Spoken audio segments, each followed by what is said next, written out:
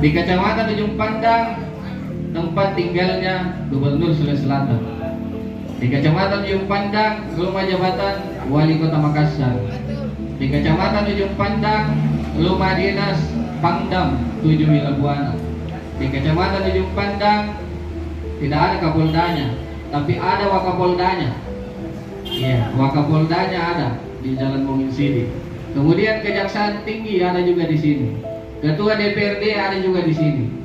Apalagi yang kurang? Belum saya sebut tokoh-tokoh.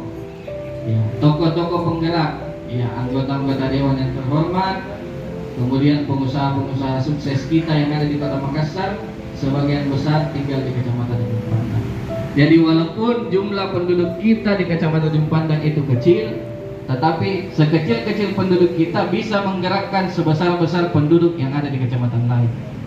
Nah, itu kita harus berbangga di sini. Begitupun gambaran di beberapa pemilihan kepala daerah sebelumnya, ya, di beberapa pemilihan kepala daerah, cerminannya itu kalau satu tokoh menang di Kecamatan Ujung Pandang, menangnya itu satu kota biasanya. Itu dari pengamatan kami, boleh dicek. Tapi tidak ada kajian ilmiah yang mengatakan seperti itu.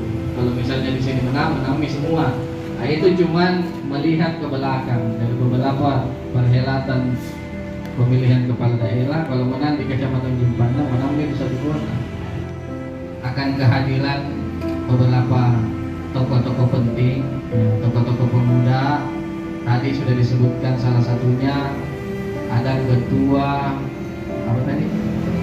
SIPAP, yang Solidaritas Pemuda Cendrawasih, yang dengan inisiatif melaksanakan kegiatan ini. Kemudian beberapa saat ke depan kita sama-sama menantikan satu tokoh muda yang di beberapa bulan terakhir ini sangat fenomenal. Ya, kita akan kedatangan Dr. Udin. Di beberapa teman-teman tokoh masyarakat sudah kenal beliau mungkin. Beliau tokoh muda, kemudian punya prestasi, punya segudang pengalaman, dan kebetulan juga beliau menantu Bapak Wali Kota. Ya, beliau nanti akan hadir. Mudah-mudahan dengan kehadiran tokoh-tokoh pemuda ini, kita tokoh-tokoh masyarakat yang ada di Kecamatan Ujung Pandang bisa memanfaatkan itu. Silakan manfaatkan momen ini untuk sama-sama kita bertukar pikiran, ya. Kita bertukar pikiran, bertukar ide, bertukar gagasan. Kemudian kita sama-sama menangkap hal-hal penting atau gagasan-gagasan penting yang disampaikan oleh tokoh-tokoh pemuda yang akan hadir di tempat ini. Jadi semua ide-ide, semua gagasan-gagasan yang disampaikan nanti, ya silakan kita tampung. Apalagi kalau misalnya itu sangat bermanfaat untuk kemajuan daerah kita bersama. Jadi nanti Pak Sifat jangan juga ya. Jadi karena mengingat waktu, sebenarnya saya mau banyak berbicara di sini, tapi yang lebih penting bagaimana kita bisa berdialog lah. Kalau bisa ada sesi sebentar, kita sama-sama berdialog, bertukar pikiran, bertukar ide, sambil menikmati hidangan ala kadarnya, ya, ada pisang goreng, ubi goreng, kopi. Ya. Intinya kita buat suasana di tempat ini tidak usah terlalu formal, ya, tidak usah terlalu formal. Namanya saja judulnya ini ngopi santai. Ya, jadi ayo kita sama-sama santai. Biasanya kalau terlalu formal ide-ide tidak keluar. Ya, kalau kita santai keluar semua idenya. Ya, ceplos-ceplosnya keluar. Silakan dimanfaatkan momen ini. Mudah-mudahan apa yang kita laksanakan hari ini bisa bermanfaat buat kita. Paling tidak ini hal yang kita lakukan pada hari ini bisa bernilai ibadah. Kemudian yang terakhir sebelum saya tutup, karena hari ini adalah mungkin satu hari lagi kita menjelang memasuki bulan suci Ramadan. Saya atas nama pribadi dan atas nama pemerintah Kecamatan Ujung Pandang mengucapkan minal aidin wal faizin. Mohon maaf apabila selama 1 tahun ke belakang ini kami punya salah, mohon dimaafkan. Mari kita sama-sama menyongsong bulan suci Ramadan dengan hati yang bersih. Kita dibikin, kita berikan kesempatan orang yang muda. Tapi bukan berarti orang tua sekali lagi bahwa sudah tidak bermakna atau tidak berfungsi. Paling tidak orang tua akan bisa mengikut sertakan, memperingati atau mungkin menjadi penasihat orang-orang yang muda. Bahwa Anda juga yang muda jangan terlalu euforia, jangan terlalu sok bahwa kami yang muda kemudian kami punya jiwa terlalu masih sangat muda sehingga lupa akan apa yang harus diperbuat. Sehingga insya Allah ada beberapa di depan saya yang ya sedikit barangkali yang mendekati umur saya, tapi saya yakin bahwa semangat dan etos kerja saya kira saya jamin. Saya kira itu saja tambahan. Kemudian perlu juga saya sampaikan pada kesempatan yang baik ini bahwa kita ada punya program. Mungkin Pak Camat yang mendahului. Ada program pertama tadi kami sudah coba sharing-sharing, insya Allah. Jadi kita sudah mendekati kurang lebih 1-2 hari kita sudah akan menjalankan ibadah puasa. Insya Allah kita akan lakukan safari Ramadan dengan Trifika. Insya Allah para ketua LPM juga akan mendampingi Trifika dalam rangka safari Ramadan. Dan insya Allah kalau Tuhan mengendaki kita juga punya ada momentum untuk bulan suci Ramadan ini, kita akan melaksanakan buka puasa bersama. 1 tahun, 2 tahun yang lalu kita tidak melaksanakan buka puasa bersama karena kita sama-sama tahu bahwa ada pandemi. Tapi alhamdulillah pandemi sudah berangkat, dia sudah pergi jauh ke sana. Kita tidak perlu tahu dia berangkat kemana, jauh kemana. Mari kita jaga kesehatan kita. Insya Allah program buka puasa kita akan laksanakannya. Insya Allah kami prediksi akan gabungkan kurang lebih 200 sampai 300 orang. Insya Allah. Mari kita doakan sama-sama supaya bisa terrealisasi harapan-harapan kita ini. Satu usulan atau satu kehendak itu kemudian muncul, tidak ada kata yang paling pantas diucapkan bahwa ayo kita sama-sama bekerja, ayo kita sama-sama berat, sama dipikul, ringan kita sama gigi. Sehingga insya Allah semua pekerjaan yang berat kita bisa pikul bersama menjadi ringan, yang ringan enak kita akan berjalan sesuai dengan harapan. Saya kira itu saja tambahan dari saya sambil menunggu tokoh pemuda kita yang mungkin kurang lebih 5-10 menit lagi karena beliau sudah UTW. Kalau memang perlu kita isi saja, barangkali mungkin ada ya, sesi tanya jawab, mungkin ada program-program yang ada pergerakan, namanya pergerakan memperbaiki diri. Jadi termasuk saya ini yang Pak Camat memperbaiki diri. Jadi alhamdulillah kurang lebih 3 tahun ini Masya Allah yang tadinya sabu-sabu sekarang kembali memperbaiki diri. Jadi ada kurang lebih 30 orang. Alhamdulillah.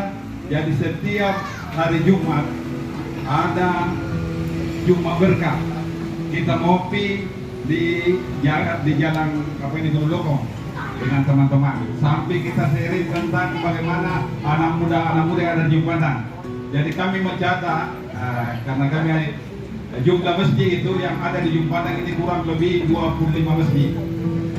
Dan kami serobot anak-anak muda di situ yang memang ya pekerjaannya majelis yang seperti itu. Kami dekati mereka. Kami tidak jauh di mereka, kami dekati, kami sharing apa sebetulnya masalah-masalahnya. Jadi termasuk ya programnya Wali Kota luar biasa jaga yang nata ini luar biasa ini kalau kita memang artinya menyikapi daripada apa programnya daripada Pak Wali Kota kita. Dan alhamdulillah ya ada beberapa ini yang saya terima daripada insentif ini saya impatkan untuk saya itu kurang lebih 10% untuk anak kita. Makanya kami ya alhamdulillah ya Pak Camat mungkin bisa kami dibantu. Bagaimana anak-anak muda ini karena kebanyakan ya 75% ini tidak ada pekerjaan benar. Jadi ya kalau memang pendidikannya menengah jumlah parkir saja saya sudah bersyukur. Yang penting ada pekerjaannya seperti ini.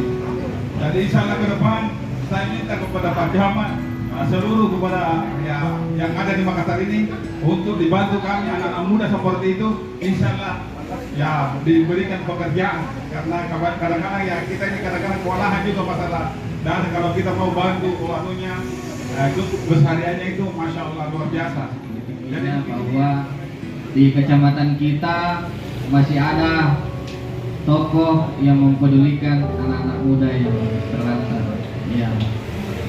Jadi begini Pak RW, kalau untuk tokoh pemuda yang telah kita buatkan, apa tadi namanya?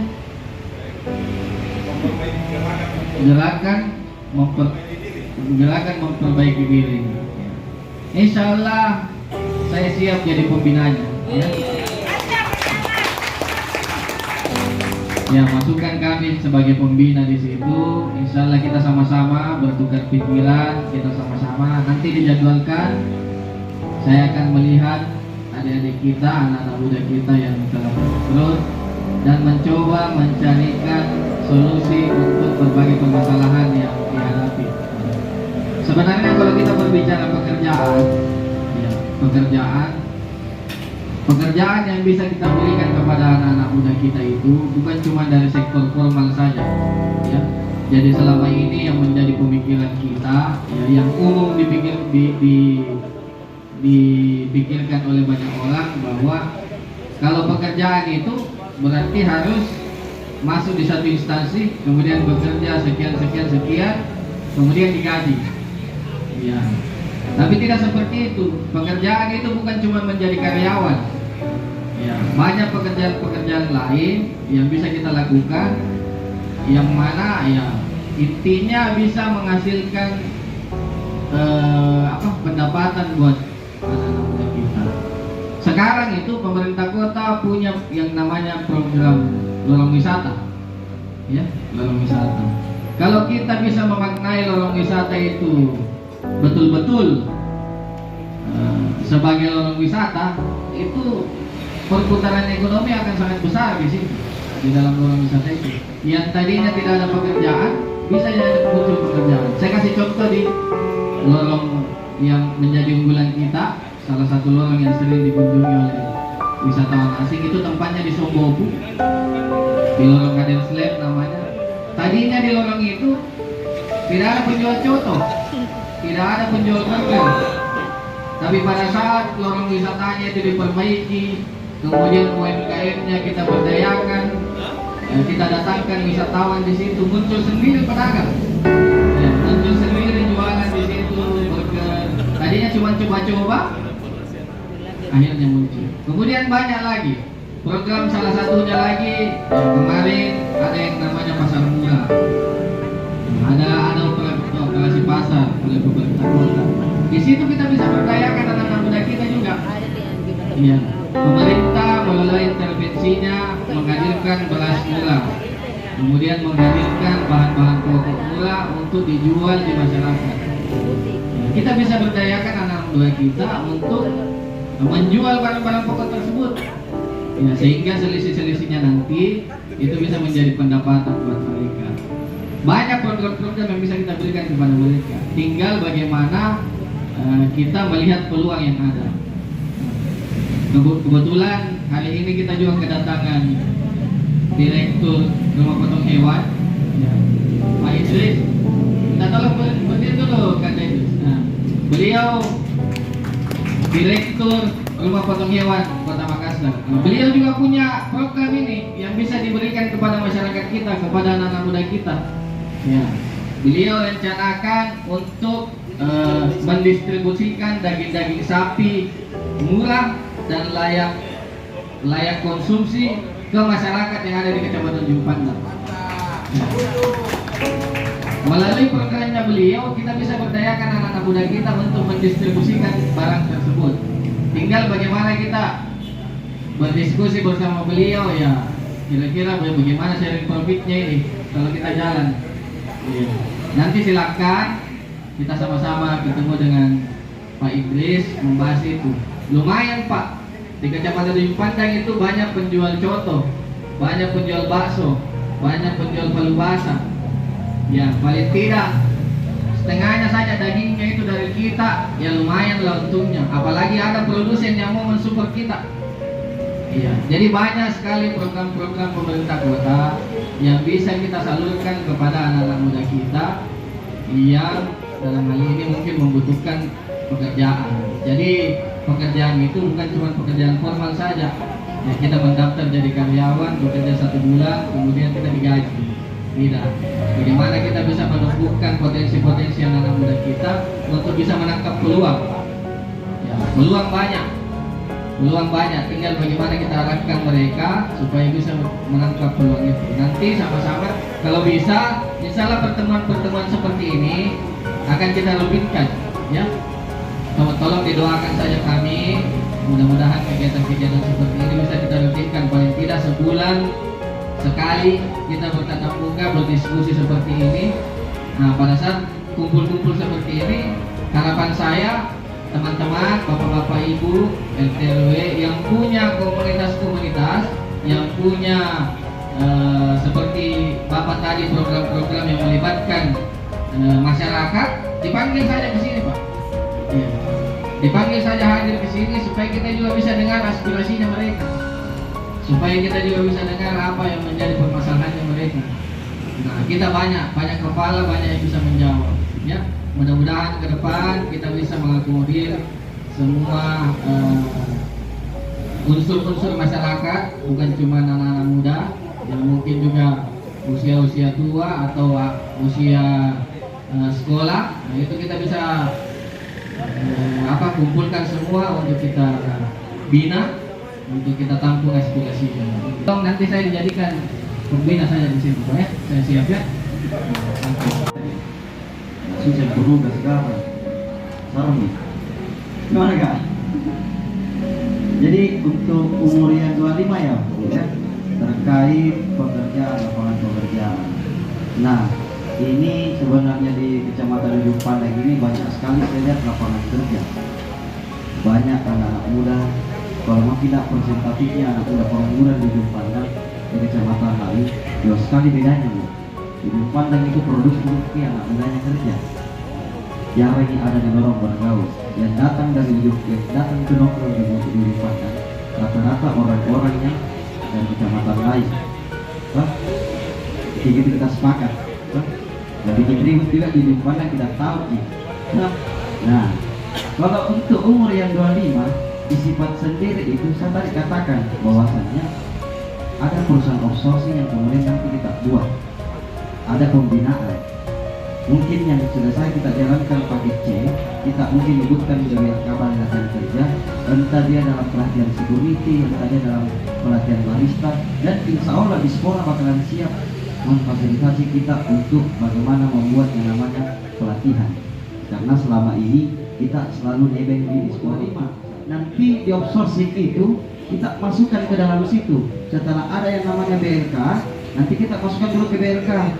Apa yang dia maui. Kalau kemudian ada pelatihan security, lantas banyak yang mau, kita buatkan BLK. Karena syarat-syarat untuk masuk di BLK itu minimal 50 orang kita masukkan.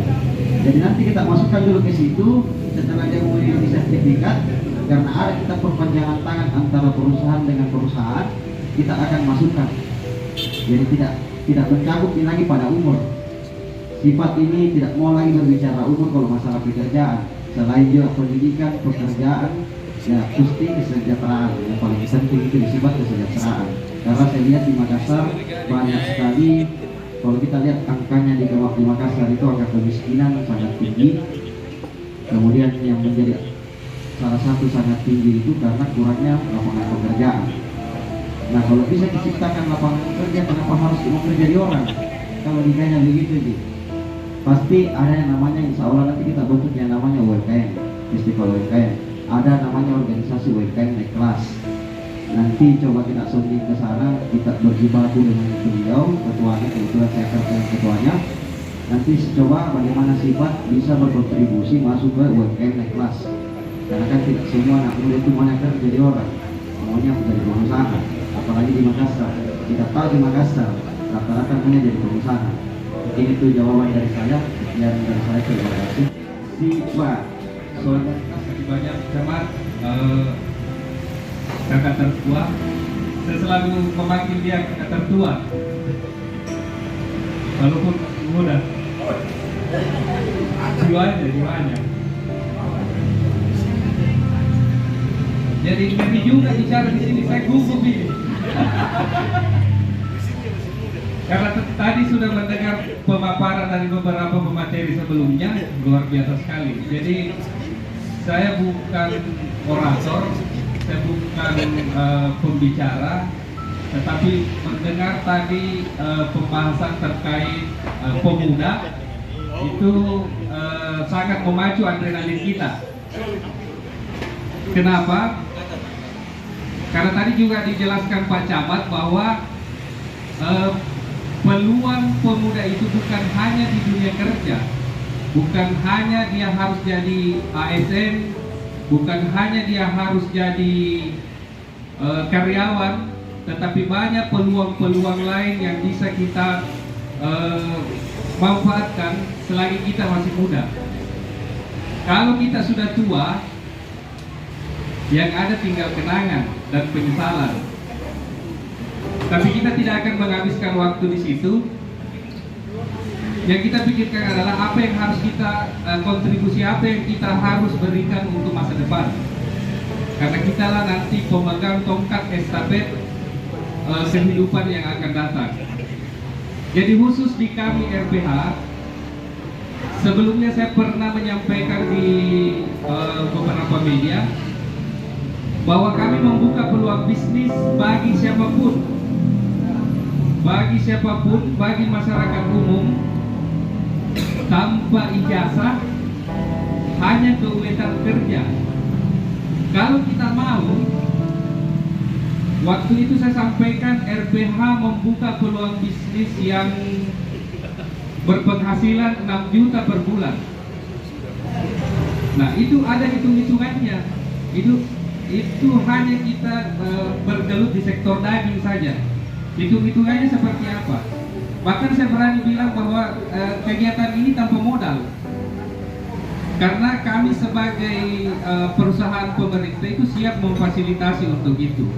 Ini sebagai wujud tanggung jawab sosial kami, sebagai bentuk pemberdayaan kami, khususnya bagi pemuda-pemuda yang mau berkembang.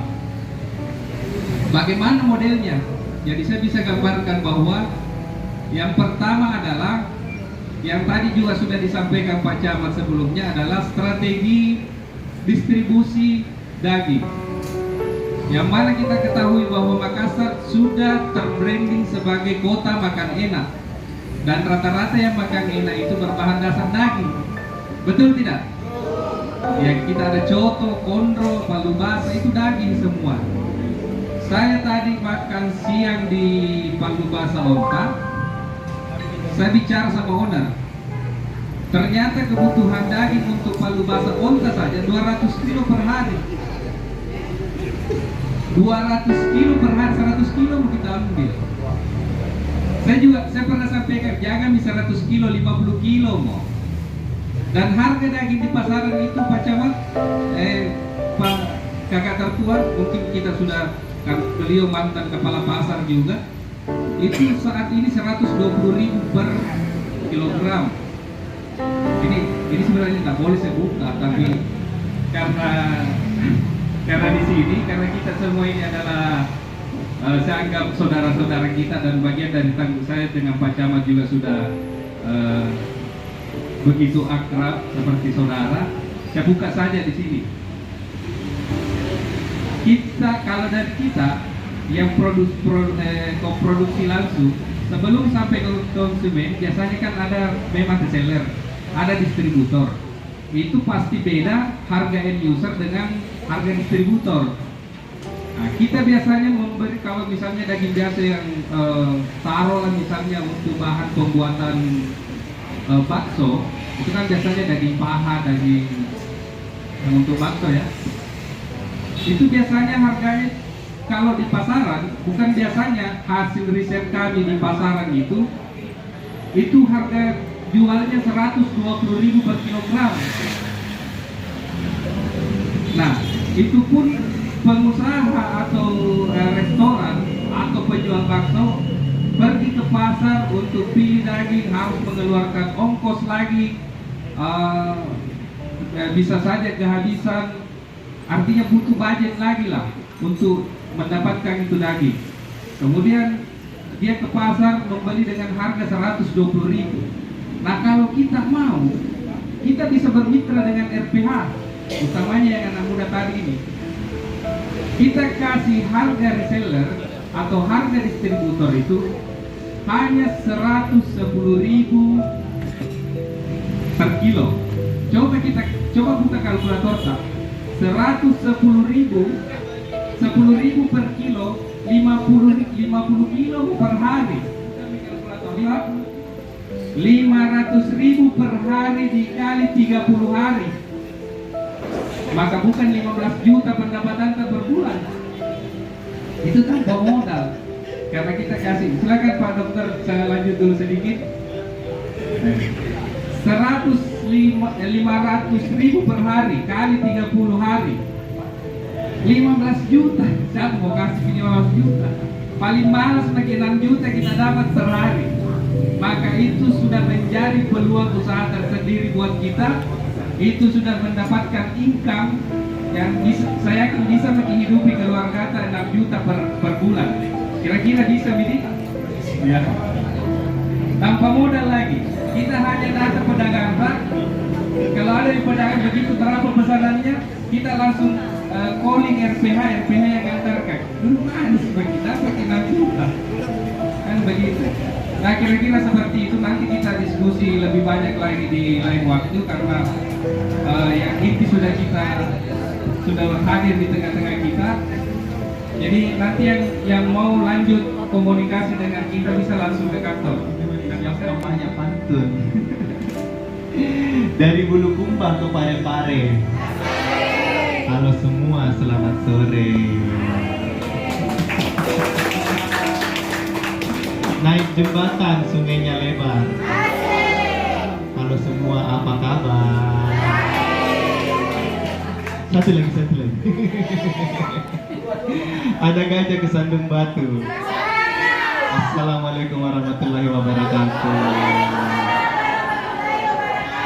Karena ada Om Agil, ini andalannya Om Agil ini. Buah mangga di atas teh. Ada Mak Sen. Baik Bapak Ibu sekalian, salam kenal. Saya Dr. Udin Malik. Saya di sini selaku Ketua Forum Kemanusiaan Kota Makassar.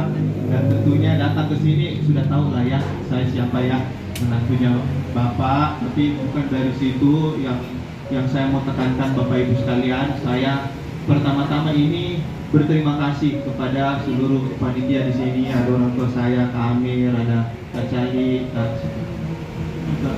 Sahril, Kak Satrian, Kak Haris Satrian, kemudian seluruh orang tuaku yang hadir pada hari ini. Saya juga minta maaf sebelumnya. Tadi ini saya terlambat karena 2 konserku. Ada 2 konser dulu gedung. Konser pertama judulnya adalah bagaimana mengarus utamakan potensi dana CSR untuk menciptakan 10.000 skill training gratis. Hadir di situ 50 perusahaan yang kemudian saya tolong langsung, ini ada programnya Listaker, apa yang kita bisa bikin? Banyak pemuda aku kodong itu butuh pekerjaan.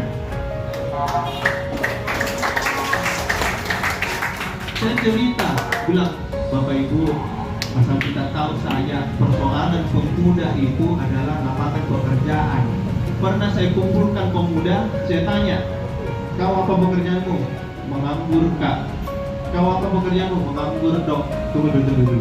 Orang ketiga, kalau saya tanya kau dan kau juga menganggur, bilang kau pengacara nah. Jadi saya tanya, kau apa pekerjaanmu? Pengacara. Aduh, pengangguran juga lagi berarti. Jadi dari situ saya bilang, oke, berkumpul kok semuanya anak-anak muda ya, supaya gampang dicari. Ketika gampang dicari, saya carikan juga nanti CSR supaya bisa tercipta lapangan kerja. Ya, jadi tadi itu ada 50 perusahaan yang nanti akan saya hantui hidupnya supaya dihantui. Memang minta kalau masih bisa dihantui, nanti tidak ada kesempatan kan. Hal yang baik sih, sesuai dengan slogan hal yang baik harus dilanjutkan, seperti itu. Itu konser pertama, panjang nih, apalagi gestarnya yang lain juga panjang lagunya, jadi terlambat bisa ke acara berikutnya.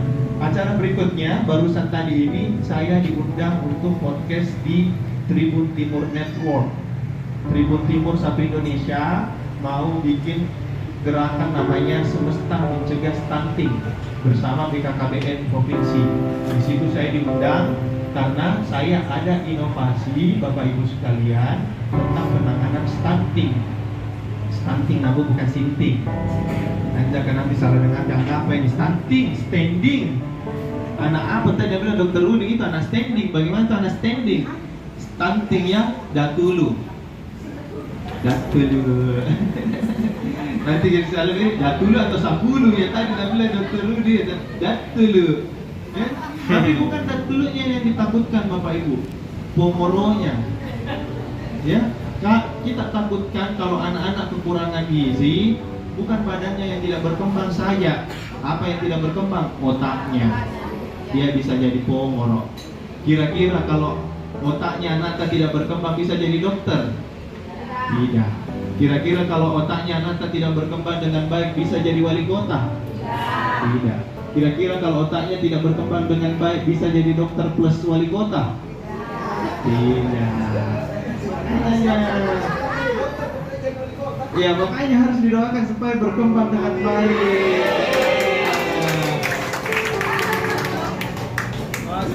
Iya.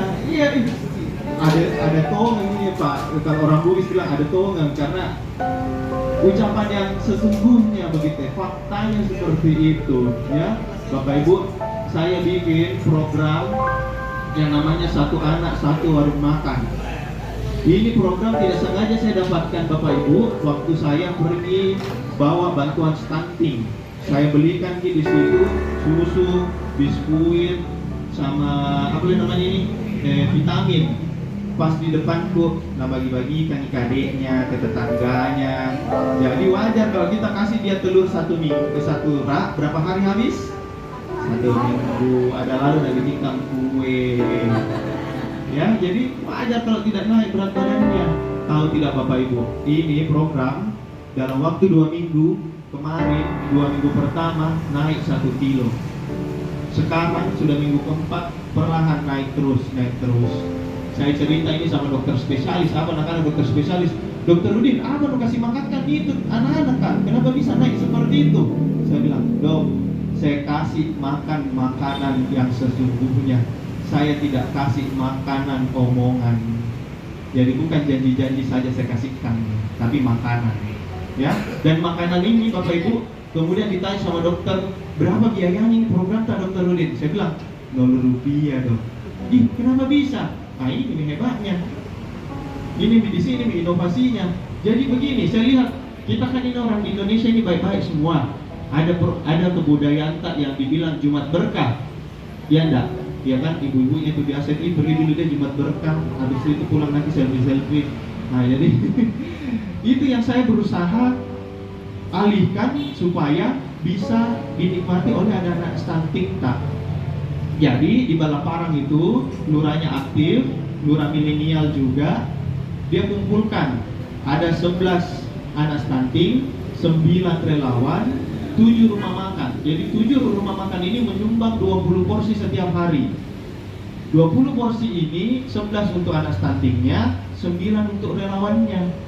Jadi yang mengantarkan dapat makanan juga. Karena saya tidak mau kalau anaknya bebas stunting, relawannya sedikit lagi kena stunting. Iya kan, jangan sampai nanti didatangi ke Dokter Rudin, naik berat badannya anak tak ini, tapi kenapa saya turun berat badan ke Dokter Rudin? Tolonglah saya, kan tidak layak seperti itu. Jadi alhamdulillah program ini kemudian mendapatkan respon positif.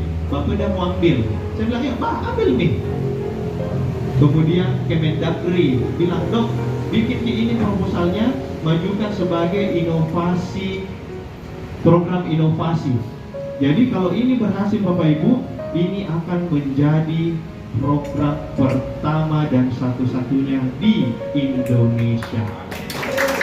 Sehingga kita bisa menjadi percontohan nasional dalam penanggulangan stunting. Nah, bagaimana? Cocoki? Mantap nih. Belum bisa aja jadi Nah ada nih, Pak Min.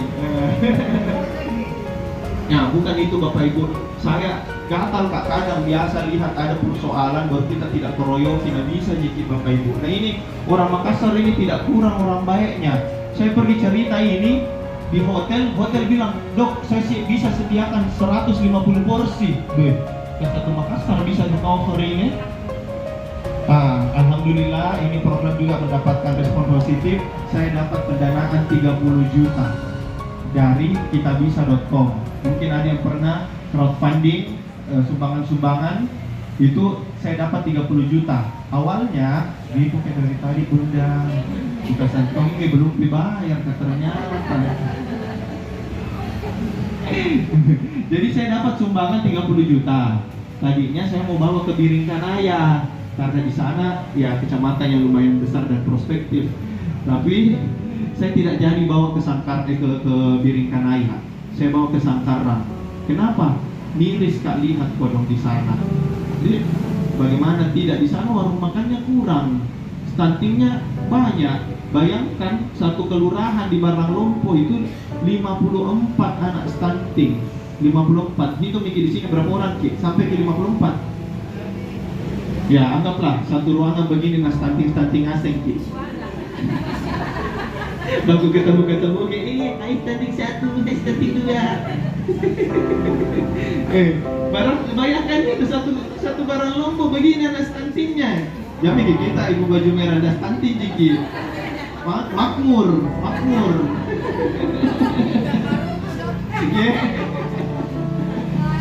Ya jadi bayangkan Bapak Ibu sekalian, kita punya 3.500 anak stunting di Kota Makassar. Makassar ini kau bos masa tidak bisa bebas dari stunting? Ya, seperti itu Bapak Ibu. Saya juga ada beberapa program yang lain yang saya selalu bilang, ya saya sekarang kan lagi diserang-serangnya Dokter Udin suka nebeng. Jadi selalu mau aja kini orang yang bilang gak suka nebeng ya. Sini kok deh, perhatikan kok dulu ceritanya baik-baik. Siapa yang nebeng ini? Siapa yang punya program sebenarnya?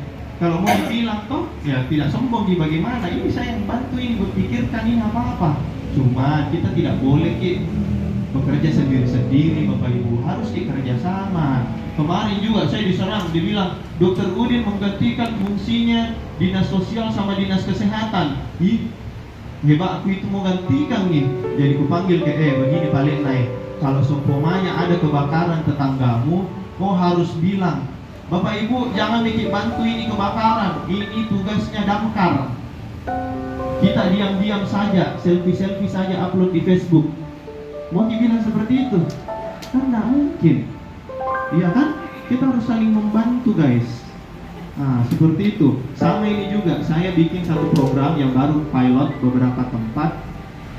Namanya Dokter Kita. Dokter keliling bertanya. Apa yang ditanya? Kita tanyakan Ki, apakah orang ini sudah terlindungi atau tidak? Terlindungi dari apa? Ini berawal dari sebuah kisah di mana kita mendampingi gadis senior yang terlantar. Kita tahu di gadis senior ibu-ibu janda terlantar. Tidak boleh dibilang janda, nanti banyak tersinggung, motongi tidak dipelihara. Tidak boleh Pak. Jadi ceritanya saya di Manggala, dipanggil bilang Dokter Udin, ada ini lansia buta Ki. Jadi saya datang ke sana, saya lihat, kenapa ini buta?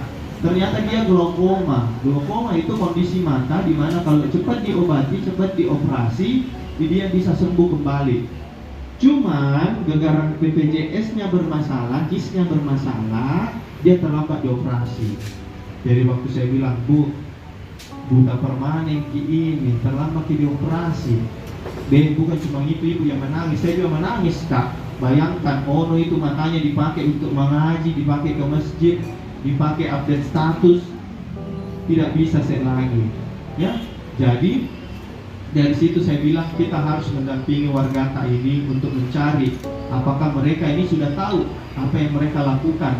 Saya tadi subuh Bapak Ibu agak teler-teler kayak ini, Jam 4:30 saya dikasih bangun sama Ibu Indira, ibu mertua. Dokter Udin, tolong bantu ini. Ada adiknya perdarahan. Ada adiknya perdarahan, butuh ambulans. Bayangkan, saya ini bateku keliling cari ambulans. Bayangkan kalau orang-orang lain kodong, bayangkan kalau warga-warga tak dibawa yang tidak tahu. Bagaimana susahnya, bisa jadi mati di tempat baru datang ambulans kodong.